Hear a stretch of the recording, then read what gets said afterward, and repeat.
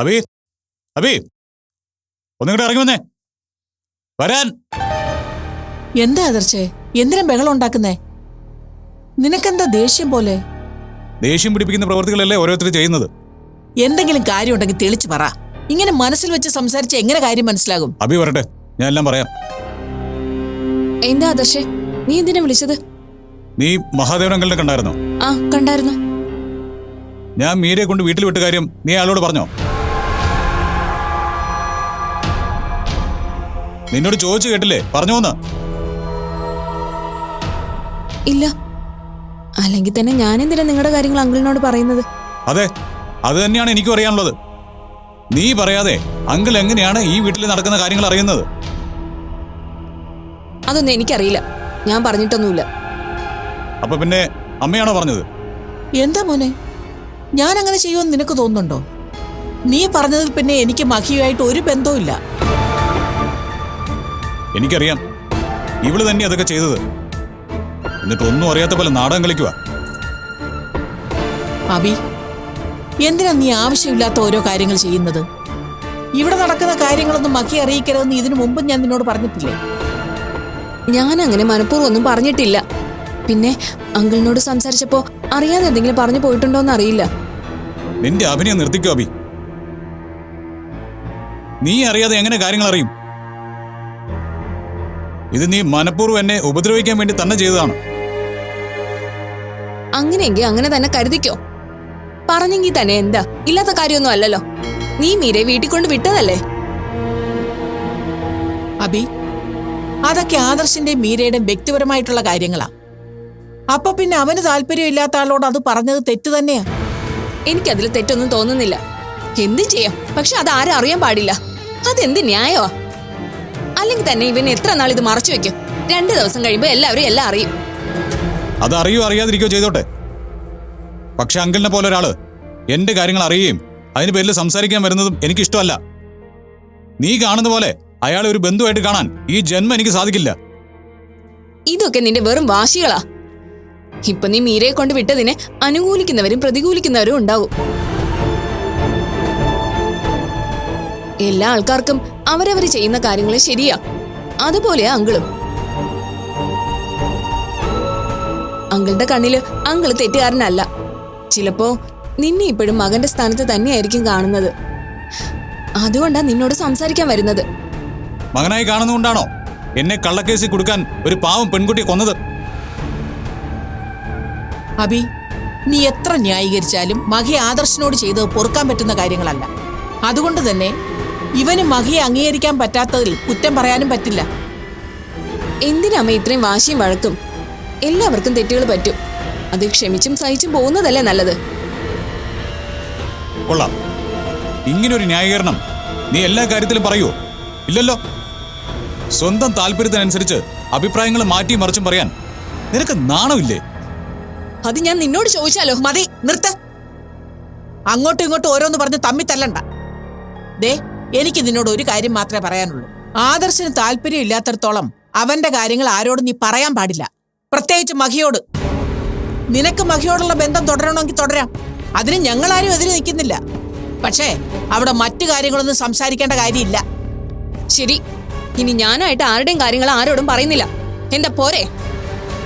ഒരിക്കൽ നിനക്ക് ഞാൻ താക്കീത് തന്നാണ്, അതിന് നീ വില കൊടുത്തില്ല. പക്ഷെ ഒരിക്കൽ കൂടി നീ പറഞ്ഞ വാക്ക് തെറ്റിച്ചാൽ എന്റെ മറ്റൊരു മുഖം നീ കാണേണ്ടി വരും. അങ്ങനെ പേടിപ്പിക്കൊന്നും വേണ്ട. നീ പറയുന്നത് കേട്ട് പേടിച്ച് വരയ്ക്കുന്ന ആളൊന്നുമല്ല ഞാൻ. പിന്നെ ഇനി നിന്റെ കാര്യം ഞാൻ ആരോടും പറയില്ല എന്ന് പറഞ്ഞത് സത്യം തന്നെയാ. അത് മതി. ദൈവത്തെ ഓർത്ത് നിങ്ങൾ രണ്ടുപേരും ഈ കുടുംബത്തിന്റെ സമാധാനം കളയരുത്. ആ ഒരു അപേക്ഷയെ എനിക്കുള്ളൂ. അത് അമ്മ മകളെ പറഞ്ഞ് മനസ്സിലാക്ക്.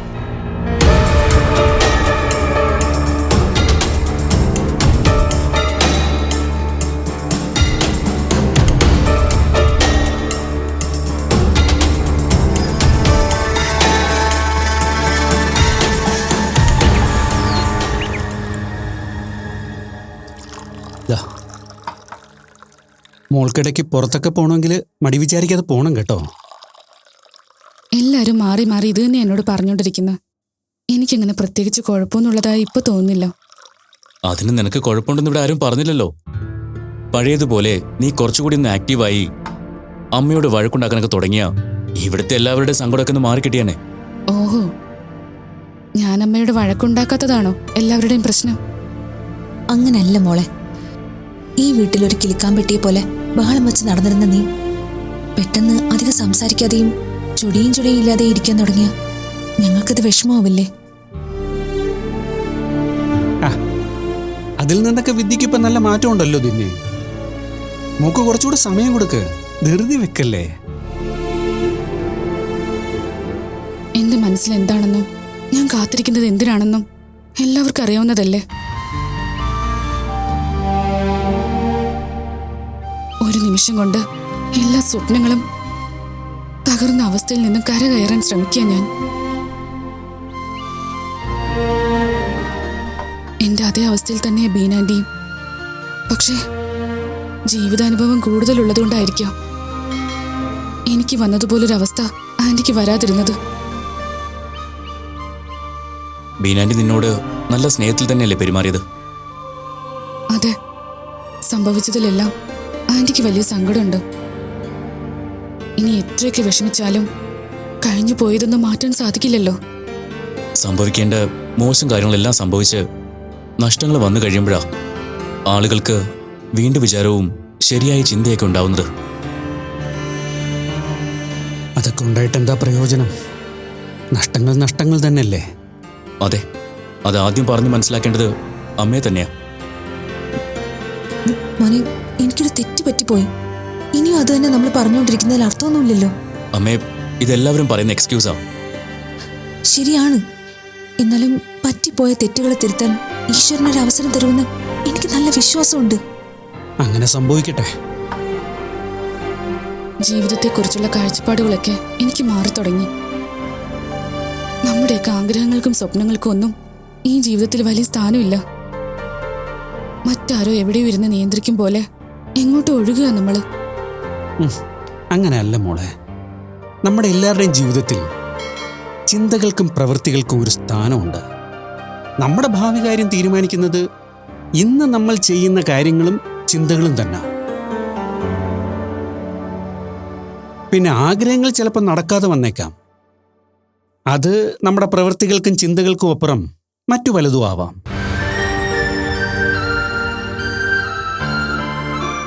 അതിൻ്റെ രഹസ്യം അറിയാൻ വലിയ അറിവും പരിശ്രമവും ഒക്കെ ആവശ്യമാണ്. സാധാരണക്കാരായ മനുഷ്യർക്ക് അതൊരിക്കലും മനസ്സിലാവില്ല. ഇങ്ങനെയൊക്കെ പറഞ്ഞാൽ ആർക്കും ഒന്നും മനസ്സിലാവില്ല മനോജേട്ടാ. ജീവിതത്തിൽ എത്രയൊക്കെ ശ്രദ്ധിച്ചാലും നമ്മുടെ നിയന്ത്രണത്തിലല്ലാത്ത പല കാര്യങ്ങളും നടക്കും. നമ്മളതിനെയൊക്കെ പല കാരണങ്ങളും പറഞ്ഞ് ന്യായീകരിക്കും. അതല്ലേ ഉദ്ദേശിച്ചത്? എൻ്റെ അനുഭവം വെച്ച് ഞാനൊരു കാര്യം പറയാം. ന്യായമായ ഒരു കാര്യത്തിന് വേണ്ടി ആത്മാർത്ഥതയോടെ പ്രവർത്തിക്കുകയും അതിനുവേണ്ടി പരിശ്രമിക്കുകയും ചെയ്താൽ ഉറപ്പായും ഈശ്വരൻ സാധിക്കാനുള്ളൊരു വഴി ഒരുക്കി തരും. അച്ഛാ, ഞാനൊന്ന് ചോദിക്കട്ടെ. ഞാൻ എന്താ ന്യായമില്ലാത്ത ഒന്ന് ആഗ്രഹിച്ചത്? ഒരാളെ സ്നേഹിക്കുന്നത് തെറ്റല്ലല്ലോ.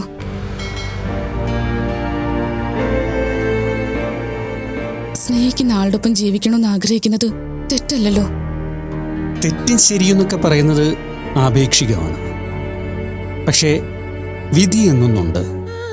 അത് നമ്മളെല്ലാവരും അനുഭവിച്ചേ പറ്റൂ. അതിനെ മറികടക്കാൻ നമുക്കാവില്ല മോളെ. ഇങ്ങനൊരു വിധി എന്തിനാ ഈശ്വരൻ എനിക്ക് തന്നത്? എല്ലാത്തിനും ഒരു കാരണം ഉണ്ടാവും. സൂരജ് തിരിച്ചു വരുന്നതോടെ മോളുടെ എല്ലാ സങ്കടങ്ങൾക്കും തൽക്കാലം ഒരു അവസാനം ഉണ്ടാവില്ലേ? അങ്ങനെ സംഭവിച്ച ഈ കഴിഞ്ഞ കാര്യങ്ങളെല്ലാം തന്നെ നല്ലതിനു വേണ്ടി മാത്രം സംഭവിച്ചതായിരിക്കും. വിദ്യേ, നിങ്ങളുടെ ബന്ധത്തെ എതിർത്തിരുന്ന അമ്മയും ബീനാന്റിയും അടക്കം എല്ലാവരും ഇപ്പോൾ നിങ്ങളെ സപ്പോർട്ട് ചെയ്യുകയല്ലേ? ഒരുപക്ഷെ അതിനുവേണ്ടിയാണ് ഇങ്ങനെയൊക്കെ നടന്നതെങ്കിലോ? എനിക്കറിയില്ല. സൂരജ് തിരിച്ചു വന്ന എല്ലാത്തിനും ഒരു ഉത്തരവാകും. മനസ്സിലെ ഭാരവും മാറും. ഞാൻ ഉള്ളൊരുകി പ്രാർത്ഥിക്കുന്നത് അതിനു വേണ്ടി മാത്രം. അച്ഛൻ പറഞ്ഞതുപോലെ അത് ന്യായമാണെന്ന് ഈശ്വരന് തോന്നുന്നുവെങ്കിൽ അത് സാധിച്ചു തരട്ടെ.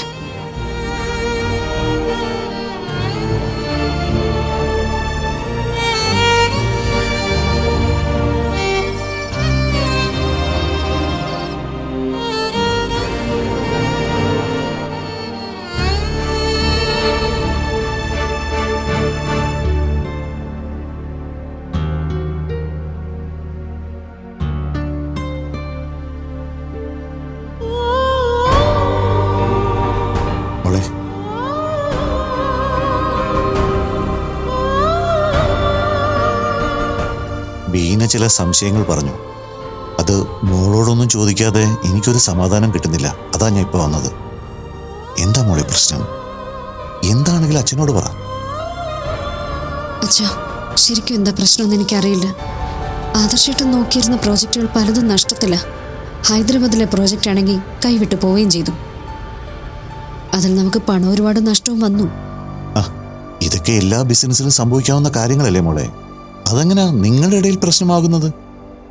അത് ആദർശേട്ടൻ റേറ്റ് കുറച്ച് പിടിച്ച ഒരു പ്രോജക്റ്റ് എന്ത് ചെയ്താലും നഷ്ടം വരുമെന്ന് കരുതിയാ എന്നെ ഏൽപ്പിച്ചത്. അത് എനിക്കറിയാവുന്ന സംഭവമാണല്ലോ. ആ പ്രോജക്റ്റ് മനോജിന്റെ അഡ്വൈസൊക്കെ കേട്ട് നന്നായിട്ട് ചെയ്യാൻ പറ്റി. വലിയ നഷ്ടമൊന്നുമില്ലാതെ അത്യാവശ്യം ലാഭത്തിൽ തന്നെ മോളത് ചെയ്തു, അതല്ലേ? ആ അതെ അച്ഛാ. അതിനുശേഷം അഭിചേച്ചി അടക്കം എന്നോട് നല്ല രീതിയിൽ സംസാരിക്കുകയും ചേച്ചിയുടെ കമ്പനിയിലുള്ള ചില പ്രശ്നങ്ങൾക്ക് പരിഹാരം കാണാൻ എന്നോട് വഴികൾ ചോദിക്കുക വരെ ചെയ്തിരുന്നു. എന്നിട്ട് എന്താ പ്രശ്നം ഉണ്ടായത്? അതിനുശേഷം ആദർശേട്ടൻ എന്നോട് ബാംഗ്ലൂരെ വർക്കുകളുടെ കണക്കുകളൊക്കെ ഒന്ന് ചെക്ക് ചെയ്തിട്ട് എന്തെങ്കിലും പ്രശ്നം ഉണ്ടെങ്കിൽ അത് കണ്ടെത്താനും പറഞ്ഞു. ഞാൻ അതും ചെയ്തു. പിന്നെ കമ്പനിയിലെ കാര്യങ്ങളിൽ എന്നോട് ഇടപെടണ്ടെന്നും ഓഫീസിൽ ചെല്ലണ്ടെന്നും ഒക്കെ പറയാൻ തുടങ്ങി. അതിന്റെ ശരിക്കുള്ള കാരണം എന്താണെന്ന് എനിക്ക് ഇപ്പോഴും അറിയില്ല. എന്നോട് ഓഫീസിൽ ചെല്ലണ്ടെന്ന് പറഞ്ഞത് ആദർശേട്ടന്റെ അമ്മയും അഭിചേച്ചിയും ഒക്കെ അറിഞ്ഞപ്പോ അവരത് ആദർശനോട് ചോദിച്ചു. അതിനുശേഷം എന്നോട് കുറച്ചു ദിവസം വീട്ടിൽ ചെന്ന് നിൽക്കാൻ ആദർശേട്ടൻ പറഞ്ഞത്. അല്ല, ആദർശന് ഇങ്ങനെയുള്ള പ്രശ്നങ്ങളൊക്കെ ഉണ്ടോ? ഇത് വളരെ ചീപ്പായ ഈഗോ ആണല്ലോ. പക്ഷേ ആദർശനെ കുറിച്ച് ഞാൻ ഇങ്ങനല്ല കരുതിയിരുന്നത്. ഞാൻ ഏതായാലും ആദർശനെ ഒന്ന് കണ്ട് സംസാരിക്കാം. അച്ഛാ, ആദർശനോട് ഇതിനെക്കുറിച്ചൊന്നും അച്ഛൻ ചോദിക്കരുത്. എന്താ? ഞാൻ ഓഫീസിൽ ചെല്ലണ്ടെന്ന് ആദർശേട്ടൻ പറഞ്ഞ കാര്യം അമ്മയോടും അഭിചേച്ചിയോടും പറഞ്ഞതിന് എന്നെ വഴക്ക് പറഞ്ഞതാ. ഇനി അച്ഛനോട് കൂടി പറഞ്ഞു എന്നറിഞ്ഞാ വെറുതെ അതും ഒരു പ്രശ്നമായാലോ? മനസ്സിലായി. ഞാൻ ആദർശനോട് ഇതേക്കുറിച്ചൊന്നും ചോദിക്കുന്നില്ല. ഇതൊരു ചെറിയ പ്രശ്നമല്ലേ മോളെ? കുറച്ച് ദിവസത്തിനുള്ളിൽ ഇത് നിങ്ങൾക്കിടയിൽ തന്നെ അവസാനിച്ചോളും. ഞാനും അങ്ങനെ കരുതുന്നത്. ശരി മോളെ, മോള് കിടന്നോളൂ. Good night. ശരി അച്ഛാ.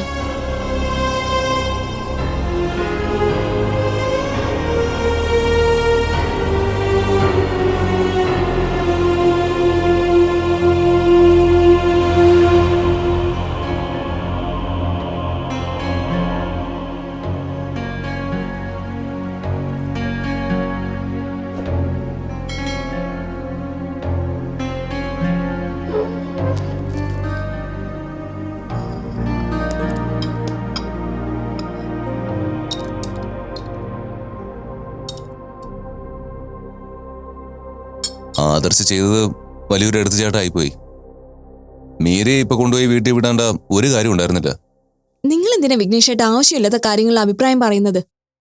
അവര് ഭാര്യ ഭർത്താക്കന്മാർക്കിടയിലുള്ള പ്രശ്നങ്ങൾ എന്താണെന്ന് നിങ്ങൾക്കറിയാവോ? അതിന് നമ്മുടെ അറിവിൽ ഇവർക്കിടയിൽ പ്രശ്നങ്ങളൊന്നും ഇല്ലല്ലോ. ഇപ്പൊ ഈ കാണിക്കുന്നത് വെറും ഈഗോ മാത്രമാ. ആർക്കാ ഈഗോ? എനിക്കോ? അല്ല, ഇക്കാര്യത്തിലെ കുറ്റക്കാരൻ ആദർശ് തന്നെയാണെന്നാണ് എനിക്ക് തോന്നുന്നത്. അല്ലെങ്കിൽ ഞാനല്ലാതെ മറ്റു സ്ത്രീകളുടെ കാര്യം വരുമ്പോ എന്റെ ഭർത്താവിന് ഒരു ന്യായം പറച്ചിലും സൈഡ് പിടിക്കലും കുറച്ച് കൂടുതലാ. ഇനി ഈ കാര്യം പറഞ്ഞ് നിങ്ങൾ തമ്മിൽ വഴക്കുണ്ടാക്കണ്ട. ഞാൻ എടുത്ത തീരുമാനം ശരിയാണെന്ന് എനിക്ക് നല്ല ബോധ്യമുണ്ട്. അതുകൊണ്ട് ആ കാര്യത്തിൽ ആരും കൂടുതൽ പറയണമെന്നില്ല. അങ്ങനെയല്ല മോനെ, ഞാനും വിഘ്നേഷിന്റെ ഒപ്പമാണ്. മീരയെ വീട്ടിൽ കൊണ്ടുപോയി വിടാൻ മാത്രം പ്രശ്നങ്ങളൊന്നും ഇപ്പൊ ഇവിടെ ഉണ്ടായിരുന്നില്ലല്ലോ. എന്റെ അമ്മേ, ഇവർക്കിടയിലുള്ള യഥാർത്ഥ പ്രശ്നം എന്താണെന്ന് നമുക്കറിയില്ലല്ലോ. പുറമേ നമ്മുടെ മുന്നിൽ കാണിക്കുന്നത് തന്നെയാണോ മീരയുടെ യഥാർത്ഥ സ്വഭാവം എന്ന് പറയാൻ പറ്റുമോ?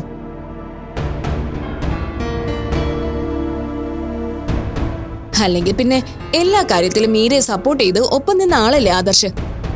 ഇവന്റെ ഭാഗത്ത് നിന്ന് ഇത്തരം ഒരു കാര്യം ഉണ്ടാവണമെങ്കിൽ അതിന് തക്കതായ റീസൺ ഉണ്ടാവും. അങ്ങനെ ഒരു റീസൺ ഉണ്ടെങ്കിൽ അത് ആദർശിന് നമ്മളോടൊക്കെ തുറന്നു പറയാലോ. എല്ലാവരോടും പറയേണ്ടതും അറിയേണ്ടതുമായ കാര്യങ്ങൾ ഞാൻ നിങ്ങളെ അറിയിച്ചതാണ്. ഞാൻ പറയുന്നതിനെതിരെ ചെയ്ത് എന്നെ മറ്റുള്ളവരുടെ മുമ്പിൽ മോശക്കാരനാക്കുന്ന ഒരു ഭാര്യയെ എനിക്ക് ആവശ്യമില്ല. നീ എന്താ മോനെ ഇങ്ങനെ പറയുന്നത്? മീര എല്ലാ കാര്യത്തിലും നിനക്കൊപ്പം നിൽക്കുന്ന ആളല്ലായിരുന്നോ? അതെ, ആദർശിന്റെ എല്ലാ മോശ സമയത്തും മീര നന്നായിട്ട് ഹെൽപ്പ് ചെയ്യുന്നത് ഞങ്ങൾ നേരിട്ട് കണ്ടതല്ലേ? അതെ, നിങ്ങളും കണ്ടതാ. ഞാനും മീര ചെയ്ത ഓരോ കാര്യങ്ങളും എന്നോടുള്ള സ്നേഹം കൊണ്ട് തന്നെയാണെന്നാ കരുതിയത്. പക്ഷേ അതിന്റെയൊക്കെ പിന്നിൽ മറ്റൊരു സ്വാർത്ഥ ലക്ഷ്യമുണ്ടെന്ന് ഞാൻ മനസ്സിലാക്കാൻ വൈകിപ്പോയി. അത് ശരിയാ. അല്ലെങ്കിൽ പിന്നെ ഇവര് മാത്രമായിട്ട് സംസാരിച്ച കാര്യങ്ങള് അമ്മയോട് വന്ന് പറഞ്ഞു കൊടുക്കേണ്ട കാര്യം മീരയ്ക്കുണ്ടായിരുന്നോ? അമ്മ അത് ചോദ്യം ചെയ്തതല്ലേ വഴക്കായത്? ഇങ്ങനെയൊന്നും അല്ലല്ലോ അബി നീ ആദ്യം പറഞ്ഞത്. അപ്പൊ നീ മീരയെ സപ്പോർട്ട് ചെയ്യുന്നല്ലേ സംസാരിച്ചത്? അതാ മീരയുടെ മിടുക്ക്. അവള് പറയുന്നത് കേട്ടപ്പോ അവളുടെ ഭാഗത്താ ശരിയെന്ന് തോന്നി. പക്ഷേ കാര്യങ്ങൾ സമാധാനമായിട്ട് മനസ്സിലാക്കിയപ്പോ ആദർശ് പറയുന്നതിലും ശരിയുണ്ടെന്ന് മനസ്സിലായി. അതെന്തു ആയിക്കോട്ടെ, കഴിഞ്ഞത് കഴിഞ്ഞു. ഇനി അത് വലുതാക്കാതെ കാര്യങ്ങൾ പറഞ്ഞു തീർത്ത് മീരെ കൂട്ടിക്കൊണ്ടുവരുന്നല്ലേ ശരി. ഇല്ലമ്മേ, ഈ കാര്യത്തിൽ അമ്മ എന്നെ നിർബന്ധിക്കണ്ട. മോനെ, ഭാര്യ ഭർത്താക്കന്മാർക്കിടയിൽ പ്രശ്നങ്ങളുണ്ടാവും. അത് വലുതാക്കാതെ പരസ്പരം സഹിച്ച് ക്ഷമിച്ച് മുന്നോട്ട് പോണം. അങ്ങനെ ആയാലേ ദാമ്പത്യം വിജയിക്കൂ. അമ്മ ഈ പറയുന്നതൊക്കെ പഴയ കാര്യങ്ങളാ. ഇപ്പോഴത്തെ ആൾക്കാരങ്ങനെ അഡ്ജസ്റ്റ് ചെയ്ത് സ്വയം ശപിച്ച് ജീവിക്കാറൊന്നുമില്ല.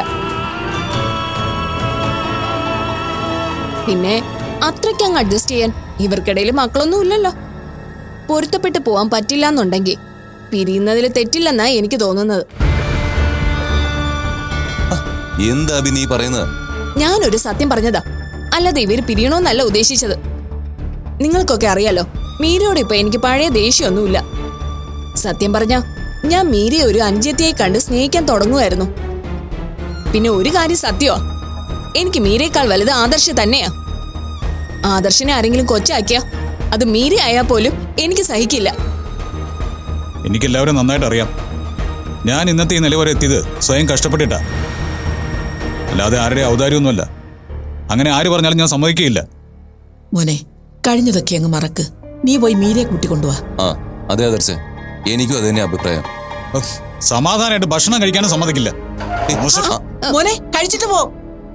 ആദർശ്, നിങ്ങൾക്ക് രണ്ടുപേർക്ക് എന്തിന്റെ കേടായിരുന്നു? പാവ ആദർശ് ഒന്നും കഴിച്ചതുമില്ല.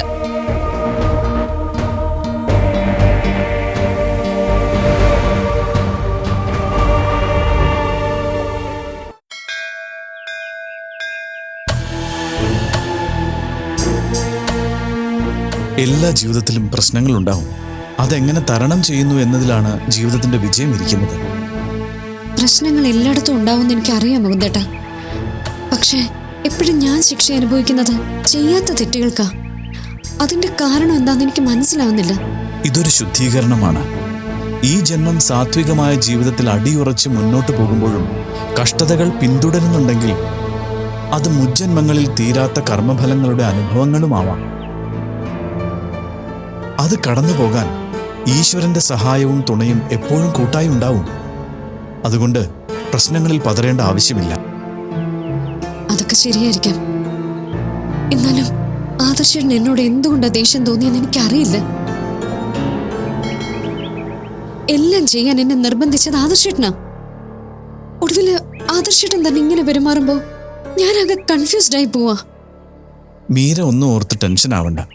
ഓരോ സമയദോഷങ്ങളിൽ നമ്മൾ ഓരോന്ന് അനുഭവിച്ചേ പറ്റൂ. അതാർക്കും മാറ്റാനാവില്ല. എല്ലാം തികഞ്ഞവരാരും ഈ ലോകത്തിലില്ല മീര.